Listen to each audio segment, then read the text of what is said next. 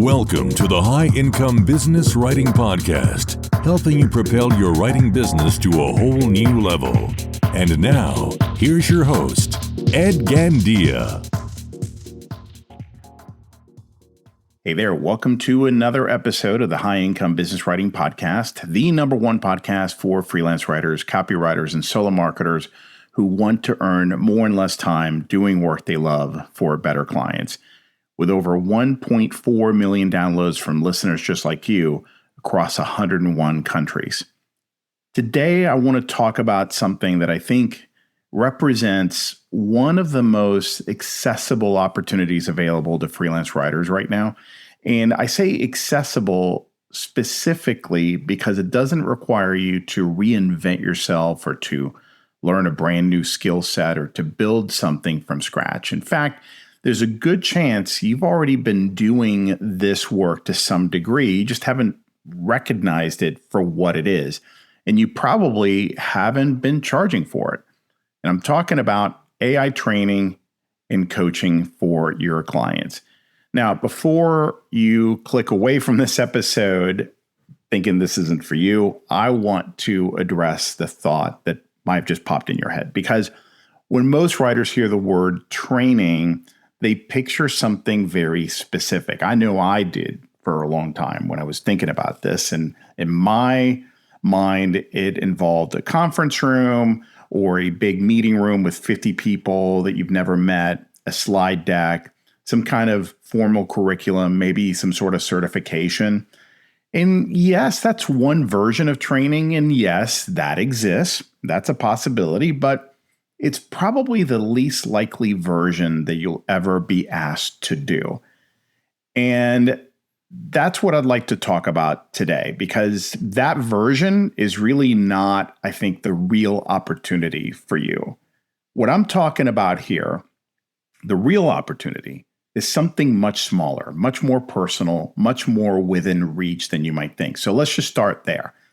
Here's a scenario that might sound familiar. There's going to be different versions of this. I'm just going to give you one flavor of it. You've been working with a client for, let's say, a couple of years. You have a good relationship, they trust you, and over the last 6 months or so, your conversations have started to include more and more AI-related questions. Maybe she wants to know which tools are worth using. She's asking me, I keep hearing about Claude. Should I move to Claude? She asks you to look at something the team produced with AI and tell her why it sounds off. She emails you after a leadership meeting where the CEO said everyone needs to be using AI more and asks you, what do I even do with that? And you answer her questions. Maybe you hop on calls, you spend time, and then the conversation moves. And from there, it just goes nowhere, let's say.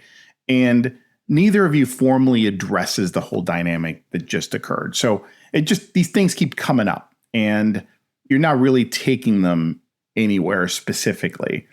Maybe because you don't think about it, maybe because you don't think you're qualified. Whatever the reason, the point is what happens here is that all of those are examples of training.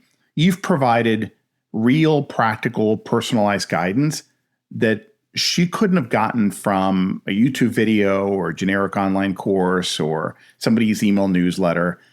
You gave her what? You gave her your judgment, your experience, your time, and you did it for free.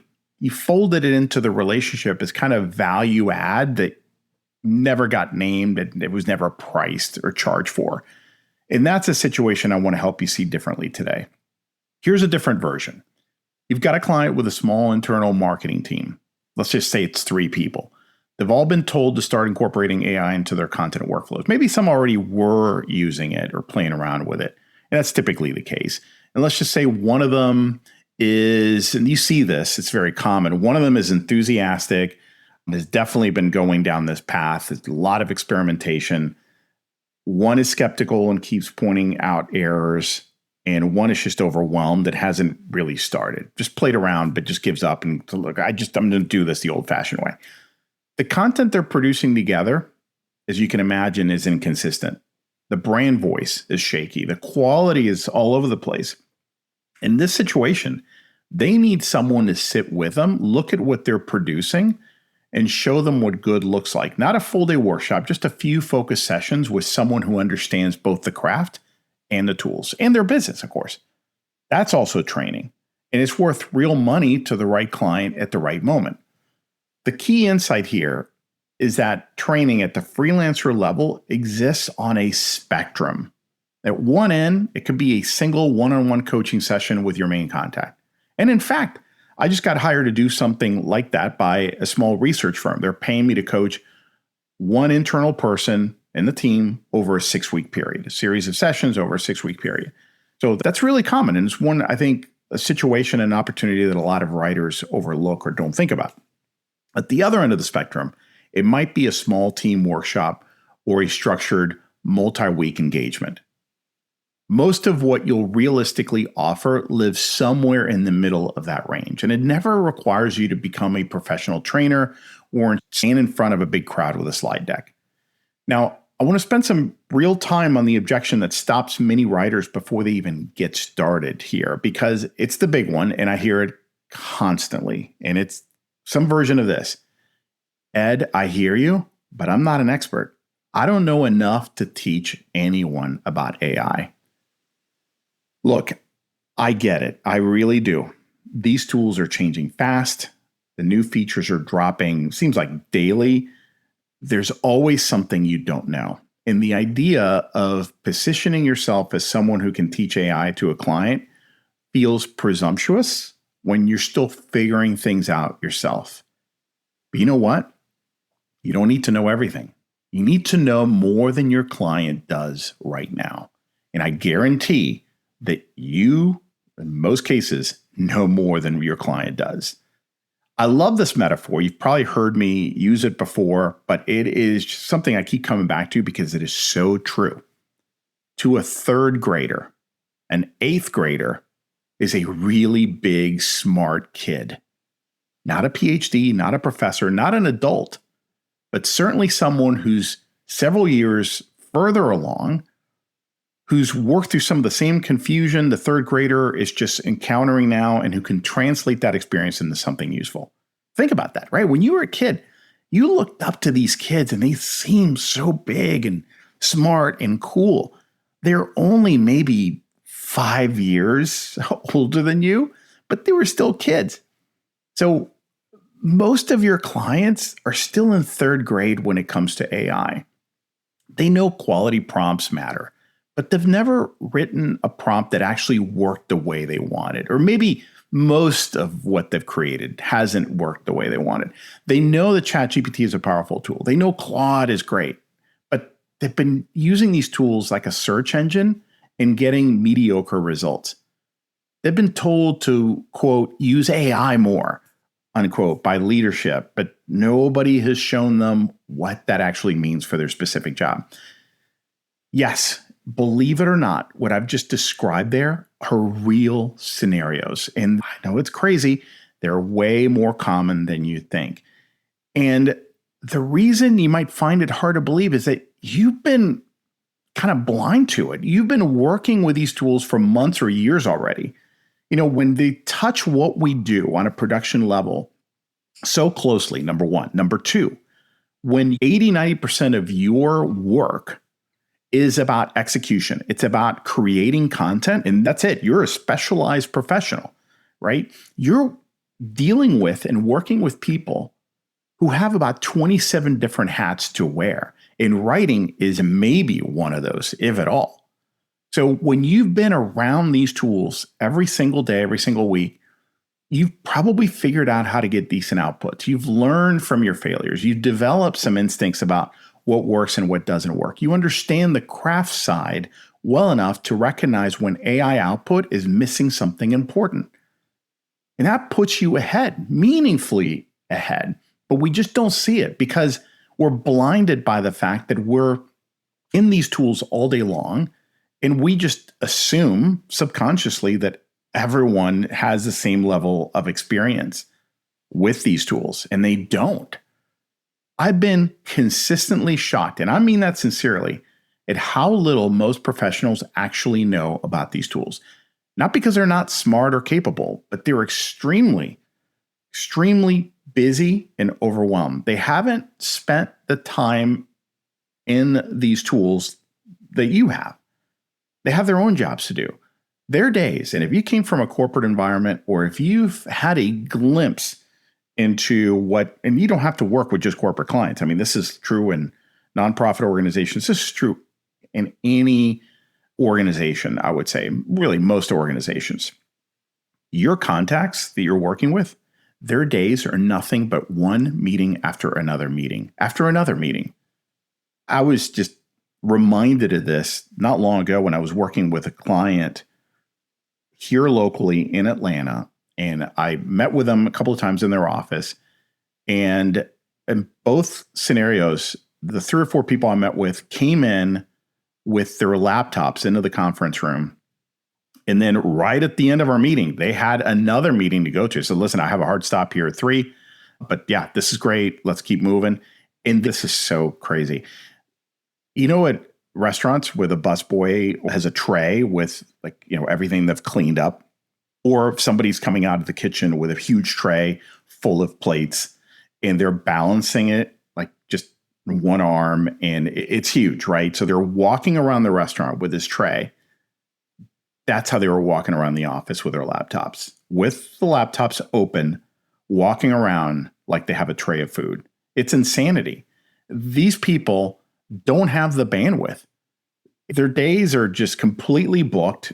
Learning a new technology from scratch just isn't going to happen. It's not at the top of their list, and they just don't have the time anyway. What they need is not a guru.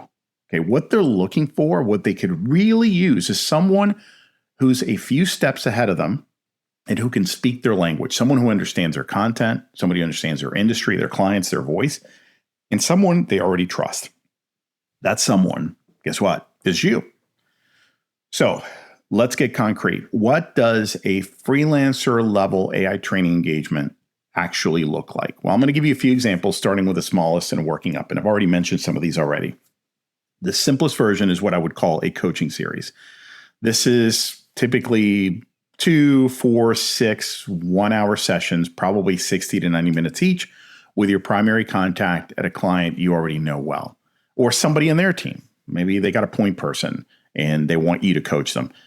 Like my engagement that I told you about recently, it's the same thing. It's like the president, look, I need you to work with her and you guys figure it out. And I put something together. It's 4 sessions over a 6-week period. You're not following a curriculum, so don't freak out. You're working through their actual problems in their actual tools, using their actual projects. Okay. So that pressure is off. Like you don't have to come up with, you just ask good questions and put something together based on where they are right now and where they want to go. So you have to take the time up front to understand their goals, where they are today, where they want to be, and what that gap looks like between where they are now and where they want to be. And you put something together simple for them. In fact, you don't even have to go deep into detail for each session. You're probably going to know that session 1 is going to be more of a diagnostic. You're going to maybe take a deeper look at what they've been doing with AI, where it's working, where it's falling apart, what they want to be able to do that they can't do yet. And then from there, you just build the next few sessions around what you discovered in that initial session. You don't have to have everything fully mapped out ahead of time. You could kind of keep it broad strokes at first, and that's totally fine.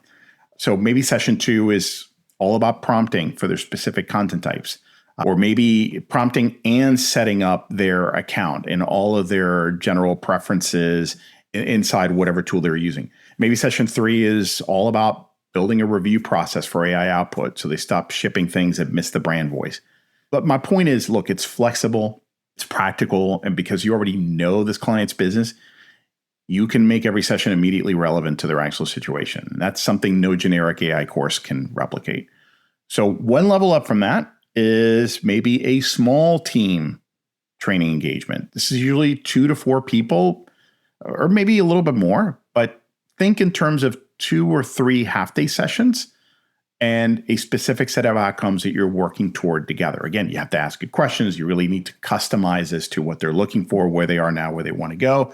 Or it doesn't have to be half-day sessions. You could split that up into a series of 6 to 8 1-hour sessions if that's easier on their schedule. And many times it is. Sometimes it's hard to get people to do several half-day sessions.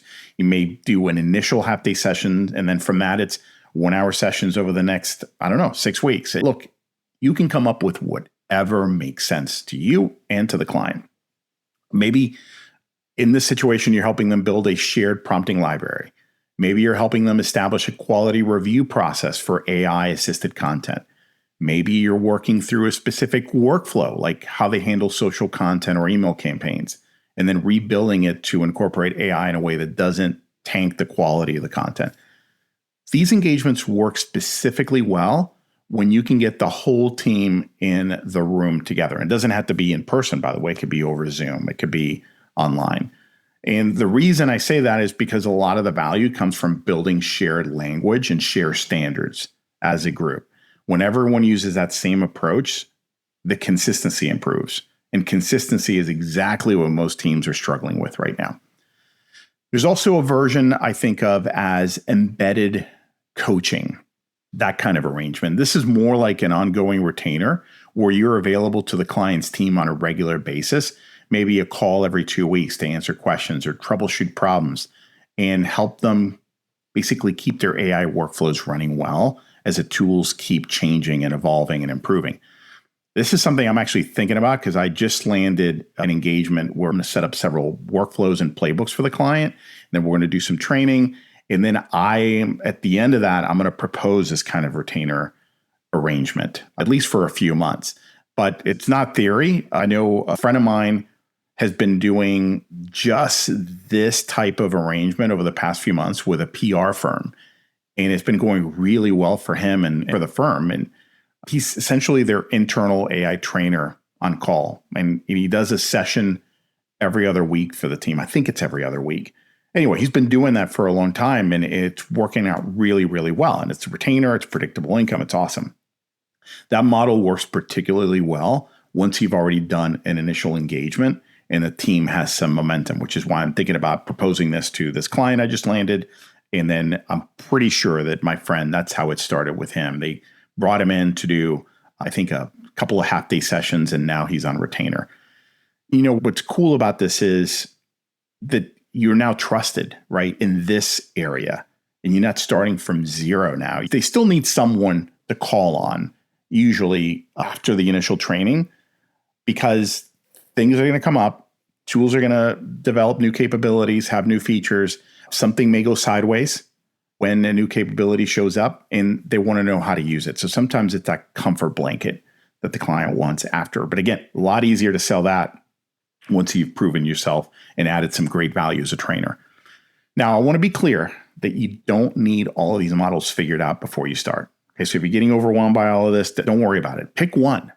The coaching series is probably the most natural starting point for writers because it maps closely to relationships you already have and conversations you're likely already having.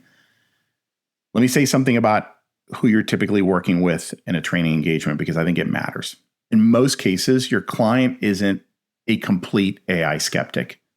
The complete skeptics usually aren't asking for help yet. Your client is somewhere in the middle. So they're curious, they've tried the tools a few times, they want to use AI more effectively, but they're not really sure how. They're worried about quality, they're worried about brand voice, they're a little overwhelmed or maybe very overwhelmed by how fast everything is changing. That's it. That's the person who's going to be most receptive to what you're offering. They're not looking for someone to convince them that AI is important. They already believe that. What they're looking for is someone to help them figure out what to actually do about it in their specific situation with their specific content and their specific team. That's a very different ask than teach me AI from scratch. It's instead, help me use this thing that I already know I need to use, but help me do it in a way that makes sense for my work, for my specific situation, for what we're trying to achieve here. You're the right person for that conversation because you know their work. You know what good looks like for them. You know the difference between copy that sounds like them and copy that doesn't.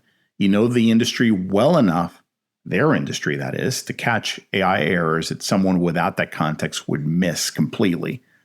That domain knowledge is a massive part of your value in a training engagement because you're able to translate the tools into something that actually works for this client in this context for the specific audience.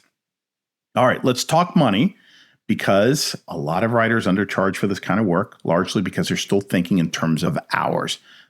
Even if they charge by the fixed fee deliverable, right? When it comes to non-writing work, they're thinking, well, gee, how am I supposed to price this? Too many people gravitate to hours as a default, and that's a big mistake. Here's how I want you to think about it instead. What you're selling in a training engagement isn't your time. You're selling a transformation. You're helping a client go from, we don't really know what we're doing with AI and we're nervous about it, to we have a process we trust and we're producing better content faster. That transformation has real value, not abstract value, concrete, measurable value in the form of time saved, quality improved, and reduced risk. A marketing manager who learns to use AI effectively in her content workflow might save 5 or 10 hours a week. Over a year, that's an enormous return on training investment. A small team that creates a shared quality review process now gets what? Well, got lots of outcomes from that. They stop shipping off-brand content that damages the client relationship, for one, right? That's reduced risk. That's valuable. It's worth real money. When you price based on the value of that outcome rather than the hours you're spending, the numbers are going to look very different. So a 4-session coaching series isn't worth $400. It might be what you might be tempted to charge if you're thinking about it hourly. It might be worth $2,000 or $3,000 or more, depending on the client and the outcome you're helping them achieve. Now, I'm not giving you exact numbers because, first of all, they vary a lot based on your market. They vary based on your client size, the specific engagement, and your confidence level too. But I would encourage you to start by asking yourself, what's it worth to this client to have a reliable on-brand AI workflow in place? And then price toward that, not toward your internal hourly rate. And make sure that your proposal frames a value that way, not on your time or hourly rate or number of sessions, but on what it's worth to be able to get that outcome, that transformation. One more thought on pricing. Don't discount this work because you feel uncertain about your expertise. Uncertainty at this point when you're starting out is normal. Every professional who takes on new kinds of engagement feels it. The relevant question is, do I know more than my client does, and can I help them make real progress? If the answer is yes to both of those questions, you've earned the fee. Now, it doesn't mean you should charge, kind of full fees right out of the gate. Okay, I said confidence a minute ago for a reason.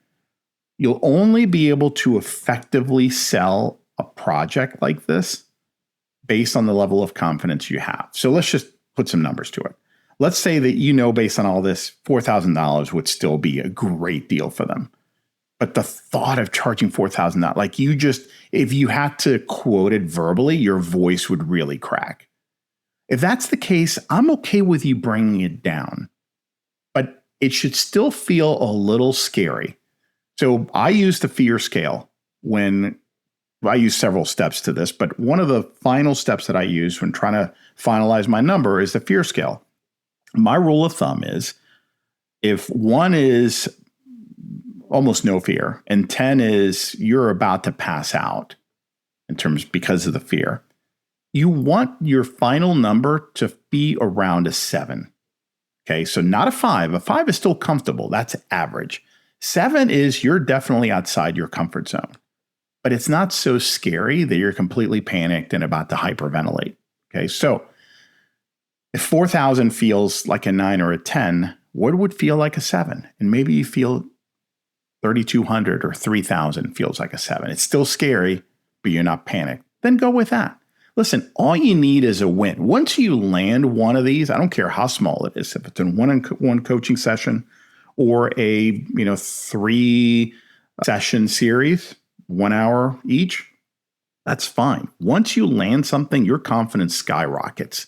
And once that happens, you're going to be more confident quoting bigger numbers. So I'm okay with you bringing it down a little bit based on your comfort level, but don't quote $1,000, in that scenario. Don't bring it way down. If anything, that's going to, first of all, it's going to undervalue you. They're not going to take it as seriously. And in fact, it could work against you. It could backfire because they're going to wonder, well, gee, that's really low. I wonder if it's any good. Even though I trust him or trust her, it just seems really, really low. So anyway, I'll leave it there for fees. Here's something I've noticed that I want to make sure I mention before we close. Training engagements have a way of generating other work, not in a forced, upsell-y kind of way. I mean, it happens naturally, it happens organically. When you're inside a client's process, when you're helping them build their AI workflows, you see things. You see where their quality control is breaking down. You see where the content strategy upstream is unclear, which is why the AI output keeps missing the mark. You see where there's no real editorial judgment being applied before content ships. You see the gaps that the client hasn't even identified as gaps yet. And you're in the perfect position at that point to address them because you've built trust through the training engagement. You understand the situation and you can say, here's something I keep seeing. It might be worth talking about. Would you be open to that?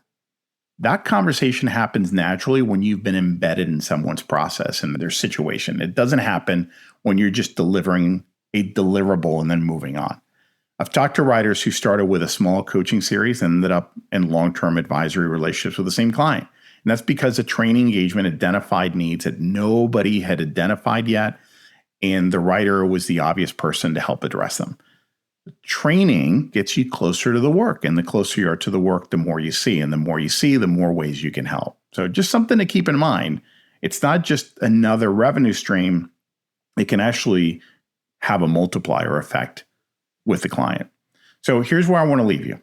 Think about one client you have right now or someone you've worked with over the past year who has asked you AI-related questions. Someone who's trying to figure this out. Someone whose team is using these tools, but not confidently, maybe not consistently. That's your starting point. You don't need to build a training business overnight. You don't have to go out to cold prospects. You don't need a curriculum or a fancy package or a new section on your website.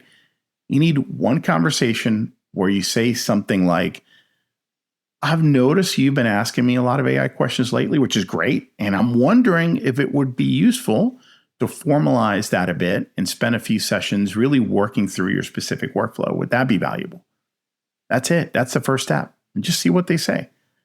I think you'll be surprised at how many of your clients are waiting for exactly that offer. They just didn't know they could ask for it. And look, if the first one doesn't bite, that's fine. Don't give up. Don't get discouraged by the first no or the first lack of interest. Have a few of these conversations. Someone will eventually say, yeah, I'd be interested in talking about that. What do you have in mind?